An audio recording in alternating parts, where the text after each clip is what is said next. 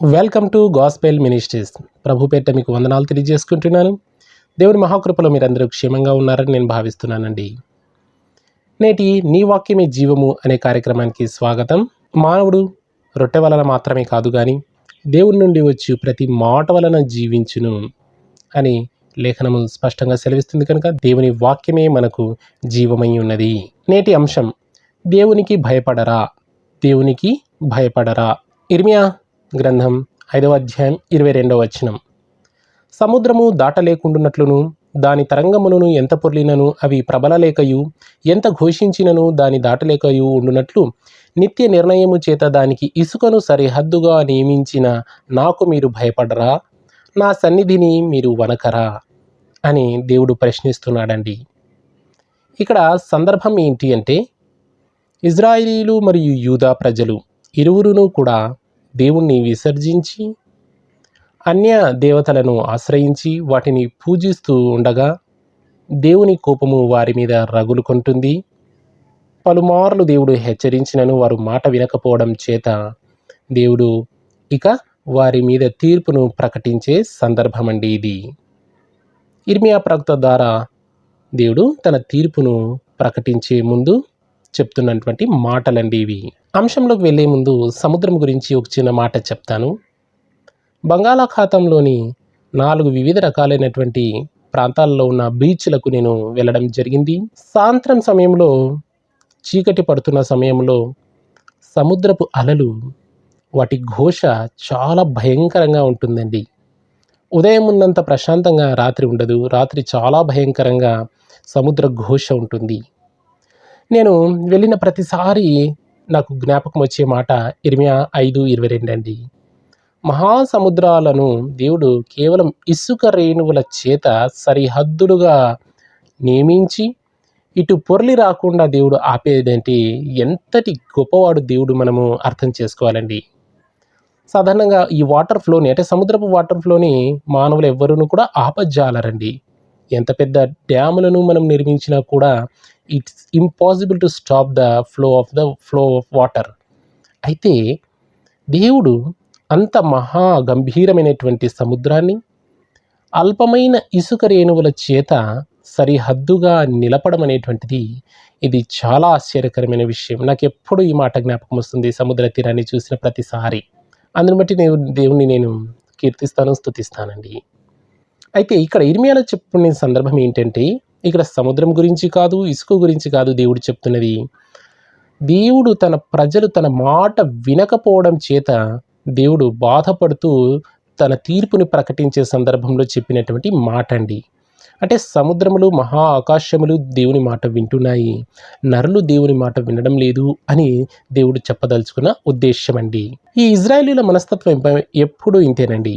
ఐగుప్తులో నుండి బయటికి తీసుకొచ్చిన తర్వాత అరణ్యములను మరియు వాగ్దాన దేశంలో ప్రవేశించినప్పుడు కూడా అనేక పర్యాయములు చిన్న చిన్న విషయాలకై వారు దేవుని మీద సనిగి గొనిగి దేవుని విమర్శించి వెంటనే వారు చేసిన మహా తప్పు ఏంటంటే అన్య దేవతను, అనగా విగ్రహాలను పెట్టి పూజించడము వారు చేస్తున్నటువంటి మహా తప్పిదమండి. అనేక మార్లు, ఒకటి కాదు, రెండు కాదు, ఎన్నో మార్లు వారు అలా చేస్తూ వచ్చారు. దేవుడు వారిని సరిచేయడానికి ప్రయత్నించే క్రమంలో ప్రవక్తల్ని పంపాడు, న్యాయాధిపతుల్ని పంపాడు, మరియు అనేక రకాల ప్రజల ద్వారా దేవుడు మాట్లాడుతూ వచ్చాడు. అయినను వారు కొద్ది రోజులు విన్నారు. చాలా త్వరగా వారు మరీ తిరుగుబాటు చేసి దేవునికి అన్య దేవతలను పూజించడం ప్రారంభం చేశారండి. ఒక పిల్లవాడిని తండ్రి ఎలా సరిచేయడానికి తన శాయశక్తుల ప్రయత్నం చేస్తాడో దేవుడు కూడా ఈ ఇజ్రాయేలీల ప్రజలను సరిచేయడానికి ఎన్నో మార్లు ప్రయత్నం చేశాడండి. కానీ వారు ఆయన మాట వినలేదు. మనం బైబిల్ చదివిన ప్రతిసారి ఈ విధంగానే అనుకుంటామండి.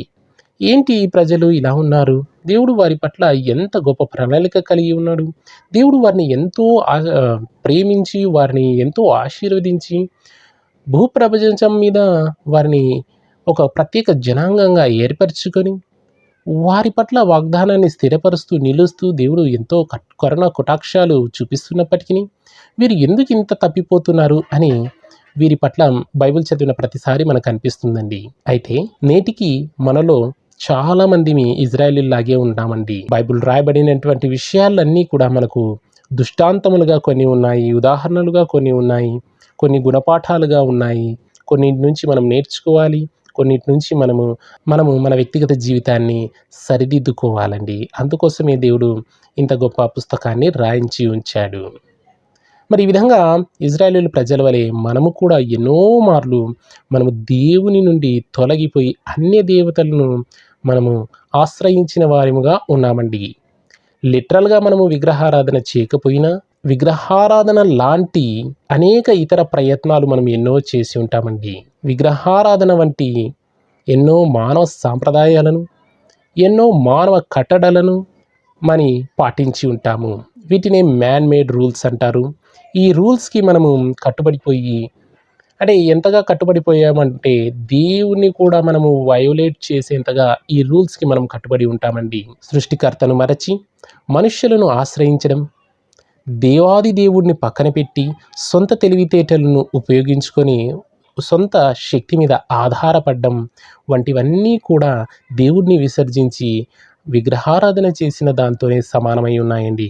నేను కూడా నా ప్రారంభ జీవితాల్లో వాక్యం అంతగా లోతుగా తెలియని సందర్భాల్లో నా సొంత శక్తి, నా సొంత తెలివి మీద ఆధారపడి చేసిన కొన్ని చిన్న తప్పిదాల వలన నేను ఎంతో భారీ నష్టాన్ని చవిచూశానండి.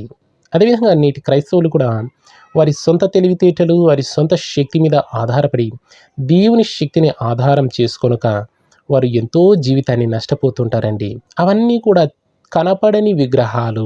ఈ విషయంలో ఎవ్వరూ అతిథులు కారండి. పెద్ద పెద్ద దైవజనులు అనబడేవారు సైతము తమ సొంత శక్తి మీద ఆధారపడి, తమ సొంత తెలివితేటలతో మానవ శక్తిని ఆశ్రయం చేసుకొని ఎన్నో పొరపాట్లు చేస్తూ ఉంటారండి. ఈ వాక్య భాగం నుండి మనం తెలుసుకోవాల్సింది ఏంటంటే, ఇజ్రాయేలీయులు, యూదా ప్రజల వలె మనము మన జీవితంలో ఎన్నిసార్లు దేవుణ్ణి పక్కన పెట్టి విగ్రహారాధన లాంటి మానవ ఆచారాలైతేనేమి, సొంత తెలివితేటలైతేనేమి, సొంత పనులైతేనేమి, లేదా మనశ్శక్తి అయితేనేమి, దాని మీద ఆధారపడి మనము ఎన్ని పొరపాట్లు చేశామో ఆత్మ విమర్శన చేసుకోవాల్సిన సమయం అండి ఇది.